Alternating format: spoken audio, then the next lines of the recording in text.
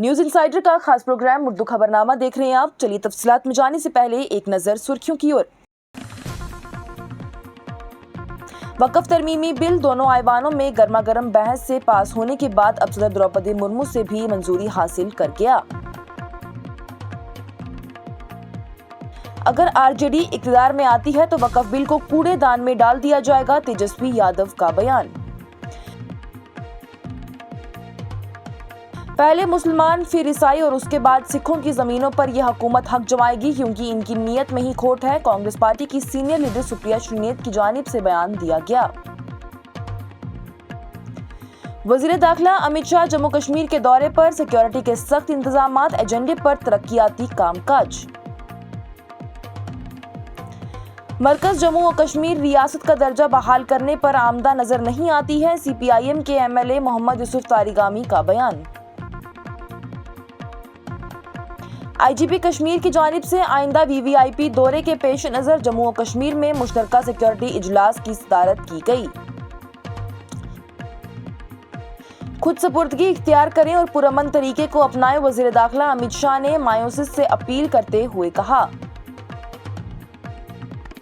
11 दिनों के अंदर जम्मू और कश्मीर में जंगलात में आग लगने के 94 वाकयात रिकॉर्ड किए गए। दहशतगर्दी फैलाने वालों को बख्शा नहीं जाएगा, जम्मू और कश्मीर के सीनियर एहलकार ने यूएपीए के तहत जायदादें जब्त करने के बाद कहा। वज़ीर खजाना निर्मला सीतारमण ने झूठे दावों की तरदीद की कि अगले इंतखाबात में एक मुल्क एक इंतखाबात का कानून नाफिज होगा और मजबूत मुल्क का कमजोर रद्द-ए-अमल, यूक्रेनी सदर ने रूसी हमले के बाद अमेरिका पर तनकीद करते हुए कहा। अब खबरें तफसील के साथ। सदर द्रौपदी मुर्मू की जानिब से वक्फ तरमीमी बिल को अपनी मंजूरी दे दी गई है, जिसे पार्लियामेंट के दोनों ऐवानों में गर्मा गर्म बहस के बाद मंजूर किया गया था। वाज़ेह रहे तो नए कानून को कांग्रेस, एआईएमआईएम और आम आदमी पार्टी की जानिब से अलग अलग दरख्वास्तों के साथ सुप्रीम कोर्ट में चैलेंज किया गया है। आरजेडी लीडर तेजस्वी यादव की जानिब से हफ्ते के रोज जोर देकर कहा गया कि इस हफ्ते के शुरू में पार्लियामेंट के जरिए मंजूर किया गया वक्फ तरमीमी बिल अगर उनकी पार्टी रियासत में बरसरे इक़्तिदार में आ जाती है तो उस बिल को बिहार में डस्टबिन में भेज दिया जाएगा। उन्होंने ये भी इंकशाफ किया है कि उनकी पार्टी सुप्रीम कोर्ट में चलेगी। इस बिल को चैलेंज करने वाले मदियान के साथ वो शामिल जरूर होंगी। स्टार हॉस्पिटल सनत नगर बाईपास श्रीनगर आपके साथ। जिंदगी कीमती है और उसकी हिफाजत हमारा फर्ज, और इस फर्ज को निभाते हैं हम जिम्मेदारी के साथ। कांग्रेस पार्टी की सीनियर लीडर सुप्रिया श्रीनेत की जानिब से आज बयान देते हुए कहा गया कि कायद हिज़्ब इख्तिलाफ राहुल गांधी ने जो कहा वो बिल्कुल सच है। हुकूमत बांटने वाले हथकंडे अपना रही है क्योंकि ये आंख सिर्फ मुसलमानों पर ही नहीं रख रही बल्कि हुकूमत की नज़र हर अक़लियती बिरादरी पर है, जिसे अब आरएसएस अपनी तवज्जो मबजूल करके ये कह रही है कि चर्च की ज़मीनों में हिंदुस्तान के 7 करोड़ एकड़ की ज़मीन है। श्रीनेत ने आगे कहा कि पहले मुसलमान फिर ईसाई और उसके बाद सिखों की ज़मीनों पर सरकार इसी तरह से हक जमाएगी और सारी परेशानी ही ये है कि हुकूमत की नीयत में खोट है क्योंकि हुकूमत खोटी है और वो हर चीज पर बोलते हैं कि मुसलमानों के लिए भले के लिए हो रहा है, जबकि मुसलमानों को इन चीजों में कोई भी भला नहीं लगता है। सुप्रिया श्रीनेत की जानिब से आगे कहा गया कि अगर आप इतना ही भला करना चाहते हैं तो आप महंगाई बेरोजगारी पर बिल लाकर हिंदुओं का ही भला कर दें। मरकजी वजीर दाखिला अमित शाह अब इतवार को यानी कि आज जम्मू और कश्मीर के 3 रोजा दौरे पर पहुंचेंगे, जिसमें सिक्योरिटी का जायजा लेने, कालीदी तरक्कियाती प्रोजेक्टों की इफ्तिताह पर भी जोर दिया जाएगा।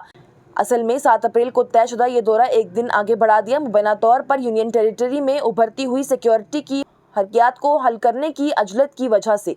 इत्तलात के मुताबिक अमित शाह इतवार की सपहर यहां पहुंचने वाले हैं और वो 2 आला सतही सिक्योरिटी जायजा मीटिंग की सदारत करेंगे, जिसमें बीजेपी लीडरों के साथ अलग सेशन भी शामिल है।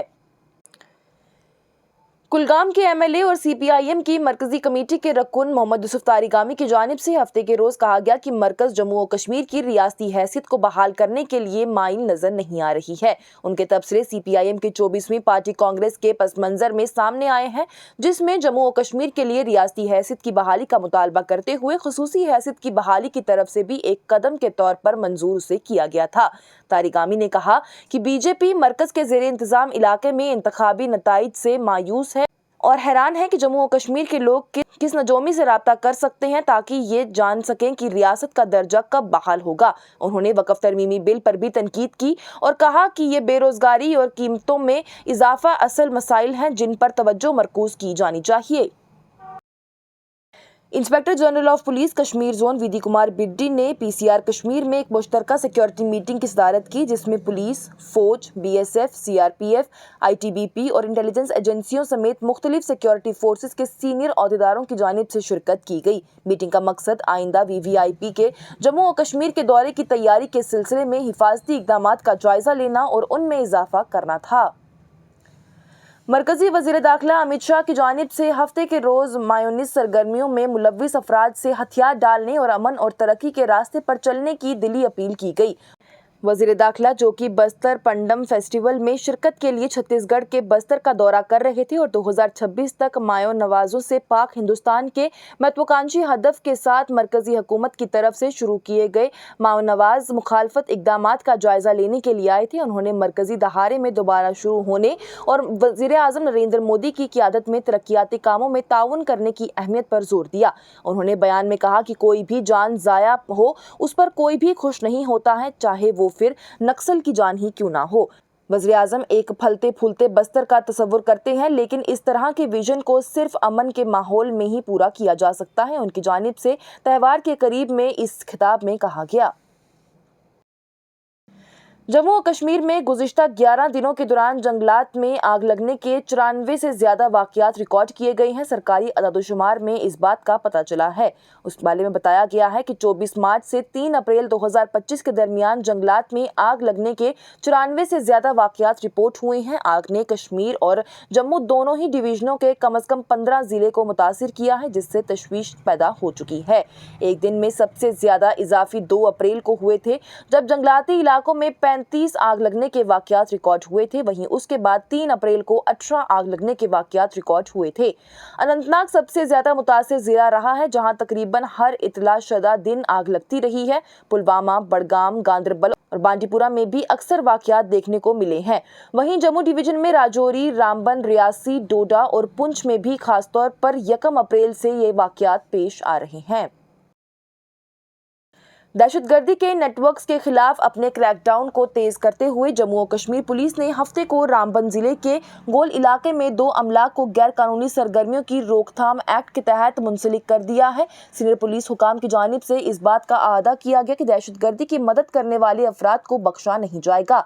Senior superintendent of police Ramban Kulbir Singh نے اس کارروائی کی تصدیق کی اور کہا کہ پولیس دہشت گرد تنظیموں سے منسلک افراد کو نشانہ بنانے کے اپنے عزم پر قائم ہے، چاہے وہ ہندوستان سے کام کر رہے ہوں یا پھر بیرون ملک سے۔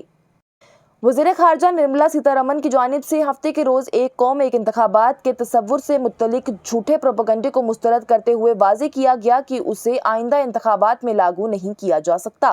یہاں ایک تقریب سے خطاب کرتے ہوئے انہوں نے نوٹ کیا کہ 2024 کے لوک سبھا انتخابات کے دوران تقریباً 1 لاکھ کروڑ روپے کا خرچ ہوا تھا اور اتنے بڑے اخراجات کو بیک وقت انتخابات کے ذریعے بچایا جا سکتا ہے۔ انہوں نے بیان میں کہا کہ اگر پارلیمنٹ اور اسمبلی کے ممبران کے انتخابات کے لیے بیک وقت انتخابات کرائے جائیں تو ملک کی جی ڈی پی میں تقریباً 1.5% اضافہ ہو جائے گا۔ مالیت کے لحاظ سے معیشت میں 4.50 لاکھ کروڑ روپے کا اضافہ دیکھنے کو ملے گا۔ یہ ون نیشن ون الیکشن کے تصور کی سیاہ اور سفید مثال ہے۔